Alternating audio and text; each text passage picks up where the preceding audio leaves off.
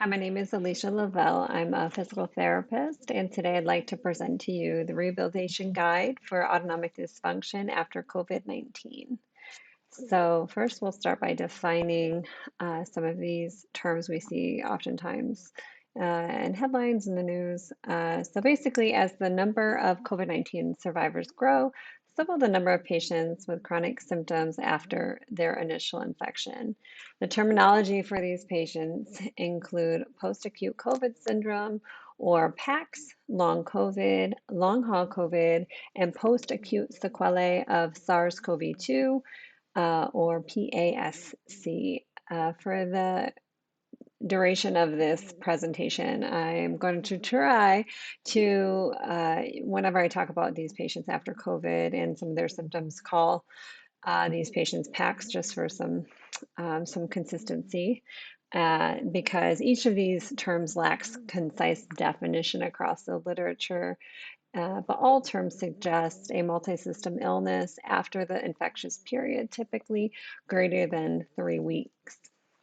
While older individuals with multiple comorbidities are at higher risk for PACS, approximately 20% of younger individuals ages 18 to 34 and without COVID conditions also continue to report symptoms at 14 to 21 days. And this is an article by Larsen et al. And they describe some of the common symptoms reported with PACS. And they include fatigue, headache, cognitive impairment, dyspnea, orthostatic intolerance, palpitations, tachycardia, temperature intolerance, labile blood pressure, new onset hypertension, gastro symptoms, symptoms of mast cell activation, and of this list, all of them that have that little subscript of an A are symptoms suggesting autonomic dysfunction. And patients with PACS who have autonomic impairment, this is a list of potential mechanisms of like how does COVID impact the body that leads to an autonomic dysfunction. So there could be actual tissue injury, immune-mediated mechanisms, baroreflex impairment, gender physiology, and also just frank deconditioning. So what is dysautonomia? It's a general term for dysfunction of the autonomic nervous system, your fight or flight, your rest and digest, sympathetic and parasympathetic nervous system. And of these dysautonomia disorders, we have four primary ones. We have the neurogenic orthostatic hypotension, postural orthostatic tachycardic syndrome, or POTS, orthostatic intolerance, or vasovagal syncope. And the first three you'll notice are mutually exclusive. We'll talk more about that when we define them.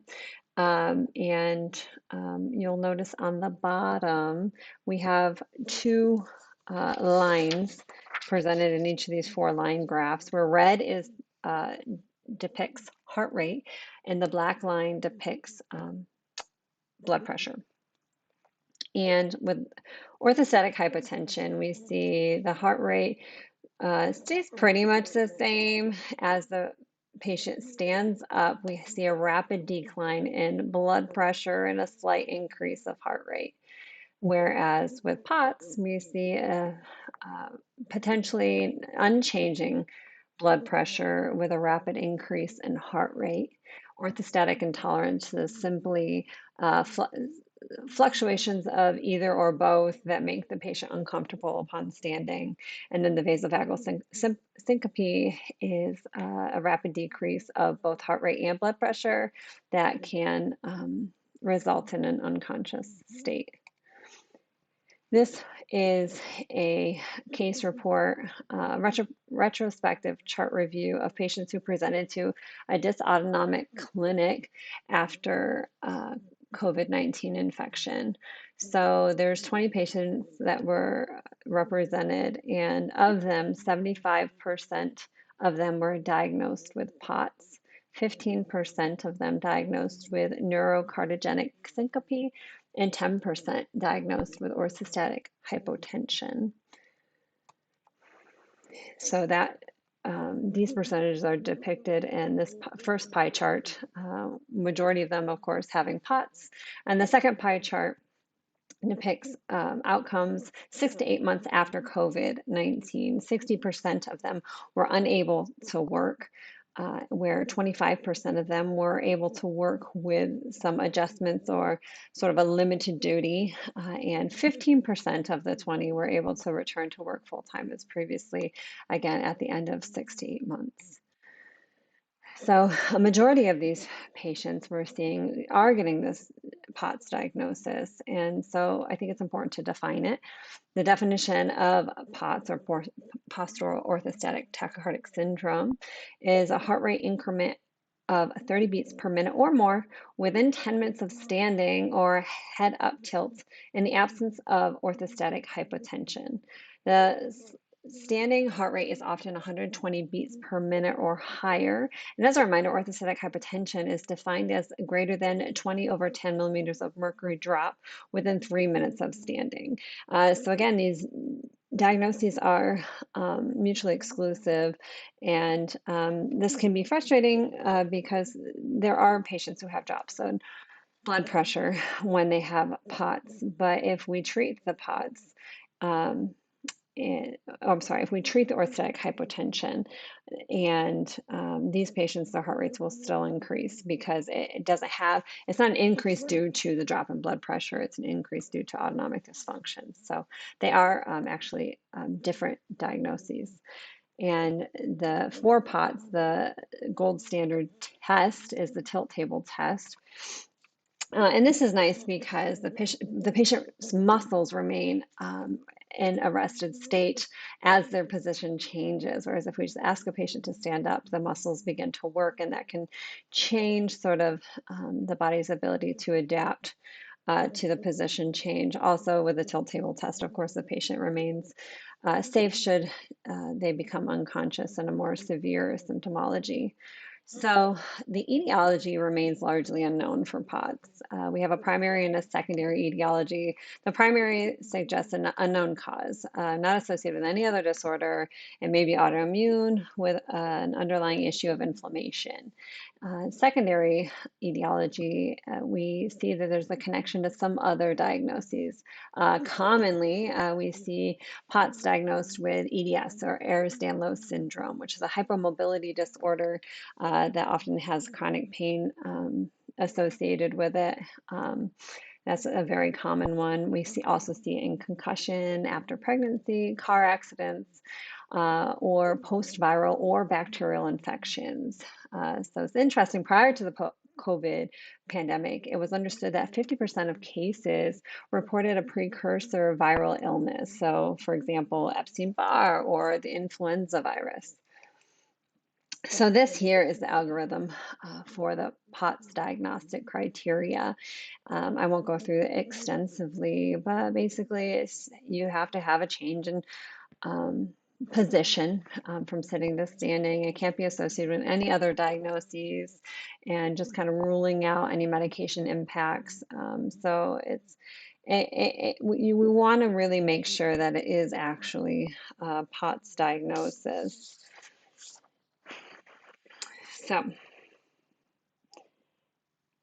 prior to the COVID pandemic, research shows that POTS diagnosis took an average of 5 years and 11 months to come to that conclusion. It can be kind of vague in their symptoms, and this suggests a pretty large delay in getting appropriate treatment for these patients, to include exercise conditioning, which as physical therapist I'm very concerned with, and hopefully this presentation will help with.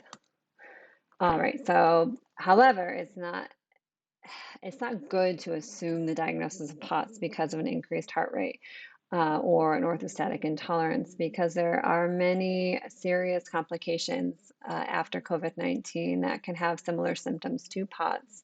So it's important to rule these out, and here is a list of those similar sort of overlapping symptomologies we wouldn't want to miss prior to treating someone for POTS. It can be instead of POTS or along with that. These are definitely things that we would want to establish and treat prior to treating POTS. So kind of read through those. Now, even though POTS is defined by tachycardia or an increase in heart rate, POTS can impact the entire autonomic nervous system. And so here we see sort of everything that the sympathetic and parasympathetic nervous systems impact. And this leads to what some call a symptom soup. So this is some of the symptoms that patients with POTS experience. So lightheadedness, 99% of this study had lightheadedness, tachycardia, but also we'll see things like 94% of patients had headaches, and 90% had nausea, a lot of GI problems, a lot of extremity problems, muscle pains, foot and hand tingling, numbness, skin flushing, and I am a pelvic health physical therapist. So what triggered my interest in this is a patient with bladder symptoms, and she also had a lot of these other symptoms as well. So it's not just the heart rate upon standing that becomes a burden for these patients. It's many other things as well that they are sort of struggling through. So I just think it's important to have compassion for these patients as they're really managing a lot. And so the reason that they're managing a lot of these symptoms is can be divided into 4 subtypes. There's a neuropathic POTS, a hyperaginergic POTS, volume dysregulation, and physical deconditioning. Now, these are not mutually exclusive subtypes. One person can have all 4 of these or a combination of these 4. It could be simple, it could be very complex, but we're going to break these down a bit more so you can understand some of the physiology behind these dysfunctions. So the first type we'll talk about, neuropathic POTS. It's an impaired sympathetically mediated vasoconstriction in the lower limbs. So for example, it may present as impaired distal swelling, venous pooling in the legs. So management for this type of POTS would be avoiding precipitating factors such as high environmental temperatures. So they may have like a heat intolerance and use of lower extremity and abdominal compression garments, which we will talk about in further detail later. This is more of just like a overview. So this shows that the possible mechanism of this subtype of POTS is a failed regulation of blood supply. So the blood supply goes out to the limbs and has difficulty making it back, which can lead to symptoms like migraine, brain fog, reduced concentration, muscle cramps, and then of course the orthostatic intolerance, which we've already discussed, chronic fatigue, and exercise intolerance. And this is a picture showing a patient with POTS before and after standing, and can be called dependent acrocyanosis, excuse me, or purple POTS legs. And so I thought this was an interesting depiction of where to look and to see some of these failures in the system. And it kind of this picture is very neat because it shows upon sitting, the pulse was 80 beats per minute, blood pressure 100/72 millimeters of mercury. Upon standing for 10 minutes, the pulse rate was easily up to 120, and then the blood pressure was 99/76. So very interesting. Then another subtype that we see is hyperaginergic POTS. This is an excessive cardiac sympathetic excitatory response. It presents as anxiety, some mast cell activation disorders, and managing this is avoiding precipitating factors such as sudden head-up posture changes. The third subtype is a volume dysregulation, and this is an impaired renal control of the fluid secretion, and it's actually an impairment of the renin, aldosterone, and angiotensin system. And the management for this, again, we'll talk further about this later, but it's an increase of water and sodium intake. That really helps with this subtype of POTS. And the last subtype we're going to talk about is physical deconditioning. Now, this is defined as a VO2 max less than 85% on exercise testing, and this can occur because of prolonged bed rest.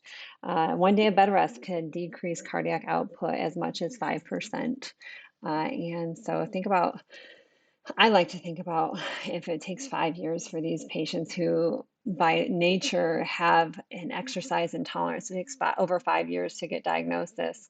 They're oftentimes also experiencing perhaps some profound deconditioning as well as their POTS syndromes, symptoms. So along with this, we have chronic pain and fatigue from this physical deconditioning, and you manage this by avoiding prolonged recumbency, which is maybe the default response when you stand up and you feel horrible. You want to just stay laying down. So this you sort of like what you have to do and what you want to do are opposite in nature with this. So graded aerobic exercise to improve physical conditioning, resistance exercise for lower limbs. This also helps reducing that venous pooling that we talked about earlier, and we'll dive deeper into how to do this as physical therapists and as guiding these patients through exercise. So these are some common pharmaceutical treatments. They're often on vasoconstrictors like midodrine, blood volume expanders like a saline infusion, beta blockers, or the beta blockers aren't sufficient. They'll be on the ivermectin, which slows the heart rate like a beta blocker, but is not a beta blocker. We have some muscle strengtheners, and immunotherapy is here with a question mark because it is not well studied, but it has some mixed results if autoimmune disorder is suspected in some of these patients. So non-pharmaceutical treatments. It's important to get good sleep habits, manage stress, keep on a healthy diet, meaning, not a lot of high sugar foods, high caffeinated foods would not be good for these patients. So cooling vests, which I was able to find on Amazon, that could be some good resources for these patients. And the next four we're going to discuss in upcoming slides, but they include blood volume expansion, reduced venous pooling, physical countermeasures, and of course, exercise training, which as physical therapists, we are trained to use this as an intervention. So it's important to avoid heat, that heat intolerance that they can get, prolonged standing, especially in a hot shower, and it's important to avoid alcohol as it increases vasodilation. Now, blood volume expansion, how do we do this? We do this by increasing our hydrating fluids. So here's a list of ways to increase your hydrating fluids and to increase salt. Lots and lots of salt, more than you would even think. So the daily recommendation of fluids is 2 to 3 liters or 70 to 100 ounces per day for these patients. So I think the normal recommended fluid recommendation is about 60 to 70 ounces. These patients have to get 70 to 100 ounces, and their salt recommendations increase substantially. And typically, the average person should be getting about 2.3 grams of sodium per day. However, patients with POTS should be getting 10 grams of sodium daily, which is a four times increase. So they need lots of salt. And so the recommendation is put soy sauce on everything. Don't get the low sodium soy sauce. Use soups and bouillon, some of those high sodium foods. And what you're doing here is you're just trying to increase that pumping back to the trunk by just filling the body with fluids and keeping it there with our sodium intake. Again, they talk about limiting your high sugar, high caffeinated drinks when increasing your fluids, as those will have other sort of downsides to them. And another way that we can help with this volume expansion is sleeping in the head up position. So what this does is induces a mild orthostatic stress, which activates your RAA system, your angiotensin, aldosterone system, leading to salt water retention and volume expansion, which is our goal from the last slide. And so it's important, don't just add pillows under the head. It can lead to neck pain or shoulder pain. And these bed risers, again, can be purchased on Amazon, or if you just want to put some 2x4s under the foot of the bed, that could also be a more inexpensive way to achieve this goal. And if increasing a full 6 inches in one night is too much, it's recommended to do a gradual increase, maybe 1 inch every few nights until your body can tolerate sleeping in a more head up position. So these are all things as physical therapists that we can give recommendations to patients if they are not already receiving these recommendations. Again, if they are more prone to some of these subtypes.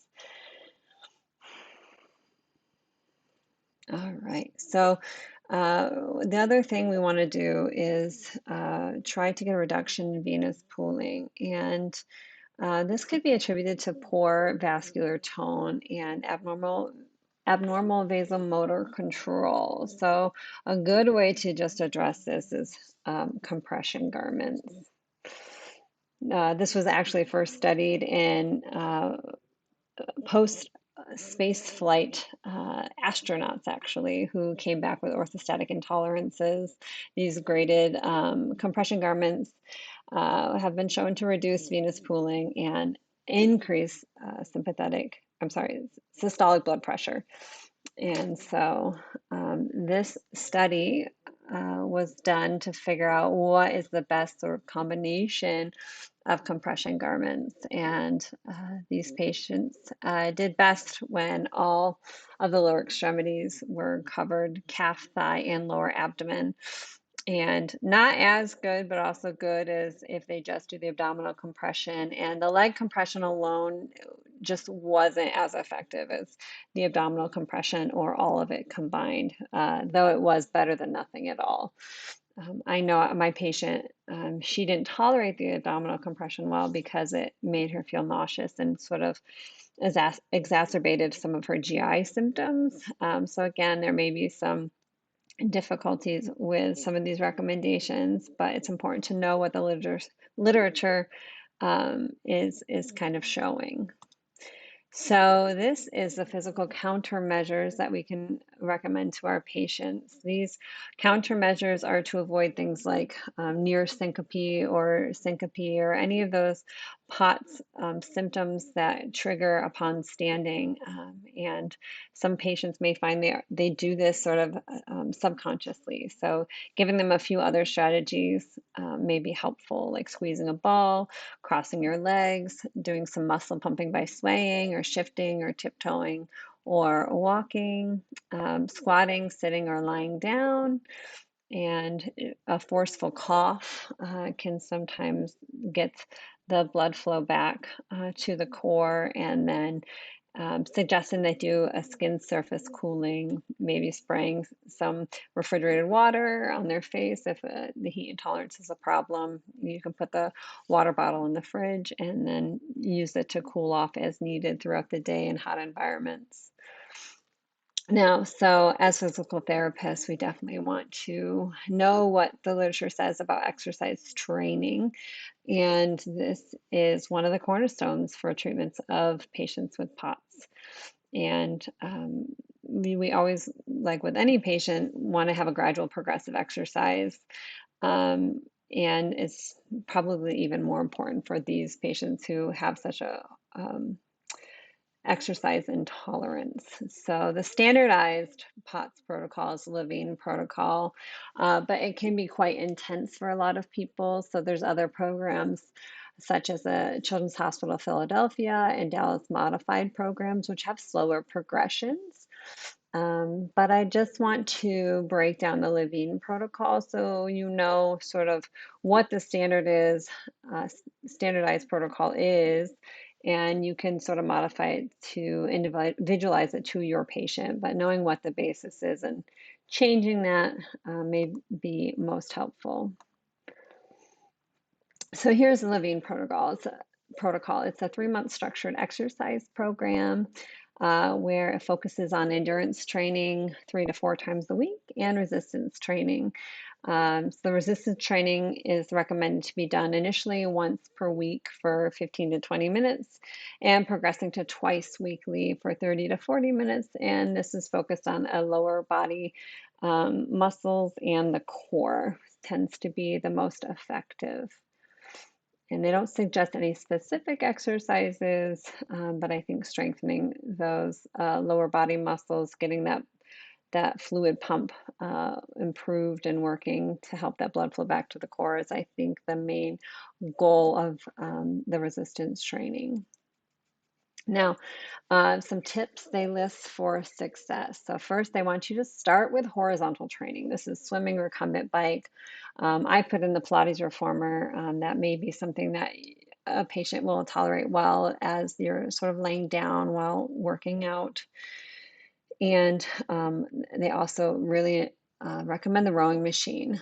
And so a second tip for success is that the rowing is preferred because it allows that rhythmic contraction of all large muscle groups and it strengthens the heart muscle. So you get some strengthening and cardiovascular all in one exercise. So it can be, if available to the patient, can be the preferred method to start out. Now, the third tip for success is workouts should be spread out evenly throughout the week, shorter breaks of time for the deconditioning.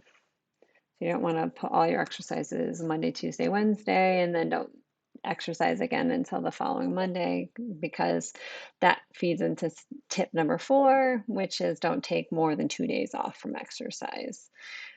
And the fifth tip is so it can be, again, this exercise can be quite intensive.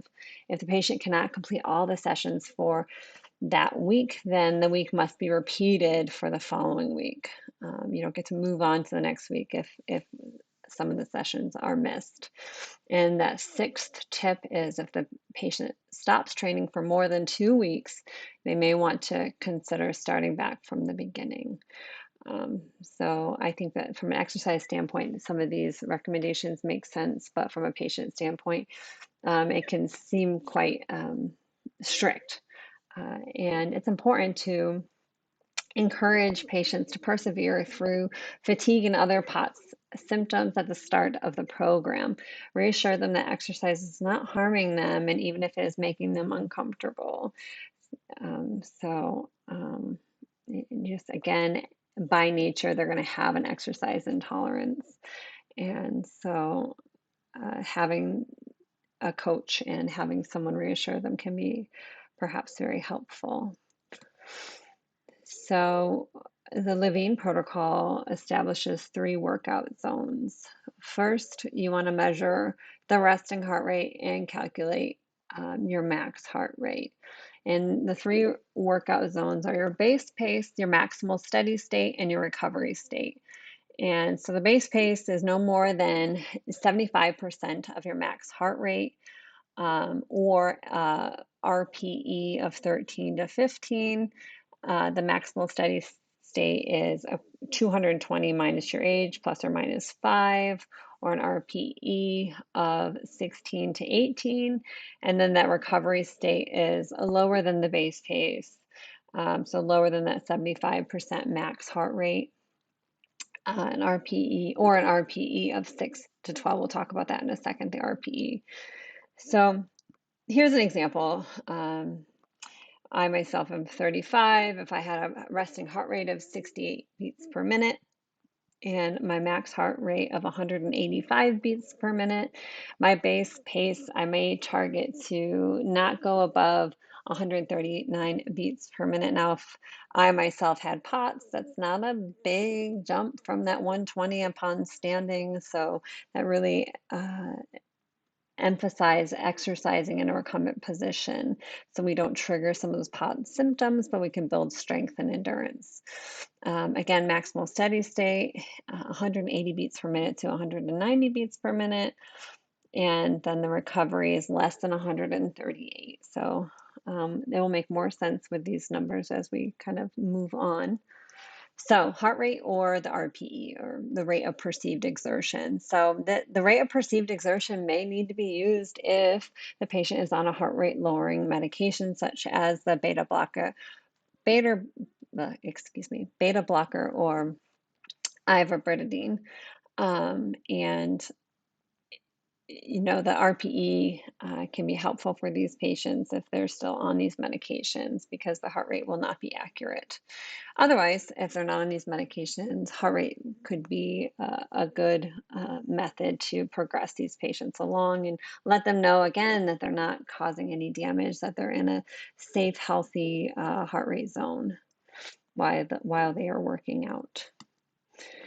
So this breaks it down by each month. So month 1, they suggest 10 sessions at a base pace of 25 to 30 minutes each, only 2 sessions of that maximal steady state, but the sessions are only 20 to 25 minutes, and 2 sessions of recovery.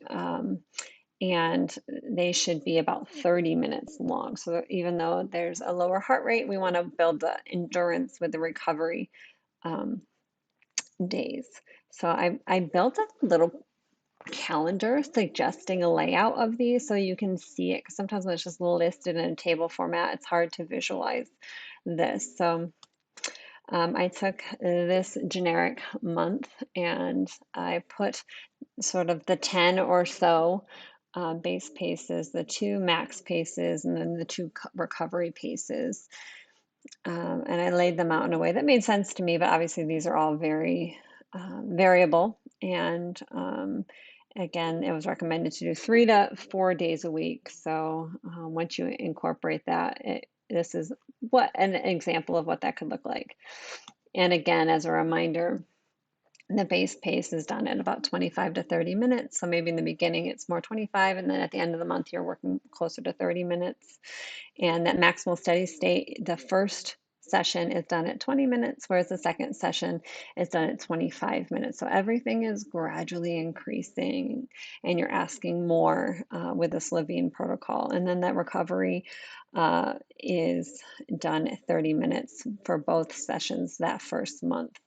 And again, the reminder is this first month should really be focused on rowing, swimming, or recumbent bike, or a combination of these 3, so that we're not triggering some of those orthostatic intolerances that happen with POTS.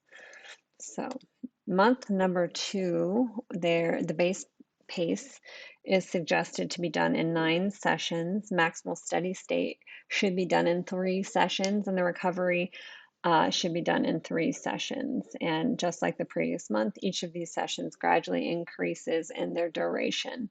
So again, I made another example of what this could look like for a patient. So we see less sessions of the base pace and a gradual increase of our sort of max pace and our recovery pace. And again, the base pace starts at 30 minutes. By the end of the month, the base pace should be up to 40 minutes gradually. And the maximal steady state starts at 25 minutes, and then by the end of the third session at the end of the month should be up at 35 minutes. And that recovery mode should be about 35 minutes at all 3 sessions.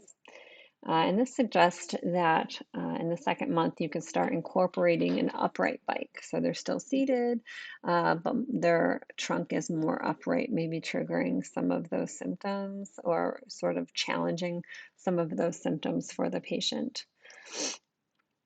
Now, the third and final month of this protocol, it gets even more intense, where the base pace has 9 sessions. We're staying at 3 sessions each for the maximal recovery, but each of those maximal steady state and the recovery both get longer. So you're doing more cardiovascular work. And here is that last month example and what that could look like. Similar to the last one, but more challenging in their duration. So the 9 sessions of the base pace, say eventually at the end, by the end of month 3, they're doing their base pace for a full hour. And they, at the end of month 3, their maximal steady state is gets all the way up to 40 minutes. And then that recovery mode is for all 3 sessions, 40 minutes each. And it's recommended to start doing elliptical or treadmill walking with these patients. Again, staying within those target heart rates for these changes of cardio modes. So we're getting out of the recumbency by month 3 and getting more on the feet, more upright, and getting them back to doing the things they really want to do.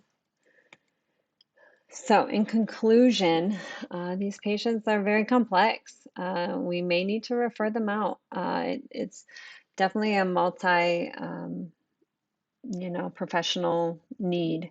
They may need a cardiologist, neurologist, gastroenterologist, endocrinologist, pulmonologist, and pain management for some of these patients. And kind of getting all of those lenses will only help their patient.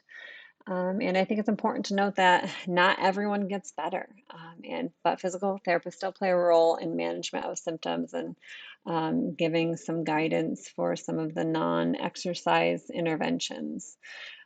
And caution should be used because many of the PACS patients or the post-acute COVID syndrome patients, they can experience a post-exertional malaise after physical activity with myalgic encephalomyelitis, previously known as chronic fatigue syndrome, as a common comorbidity. More research is needed. We're in the early stages of our understanding of how PACS prevalence is, the extent of the disease, and its effects on the autonomic nervous system. I think that there's still a lot to learn. However, if we as physical therapists start getting scripts from doctors and patients begin to have POTS in their past medical history, I think it's important we know sort of the precautions and the awarenesses of how to treat these patients, because it's not always as straightforward as other patients with deconditioning may present. So I feel like having this understanding will have more confidence to help these patients who may need us. And so here are my references. And I do want to mention an honorable mention. This is a book written by a physical therapist, 2 physical therapists, talking about dealing with Ehlers-Danlos syndrome. This is not something that is tied into the post-COVID syndrome specifically, but with the POTS diagnosis, a lot of patients may also have like a hypermobility disorder, Ehlers-Danlos syndrome. And this book I found to be very helpful with providing suggestions on how to deal with these patients. So I recommend this if you get a patient with EDS or hypomobility who also have POTS, and maybe even POTS with the PACS. So I just want to add that as a resource as well as we're guiding these patients. And hopefully we'll kind of have the knowledge we need to help these patients and get them back to their lives to the best of our ability. Thanks so much for watching, and good luck.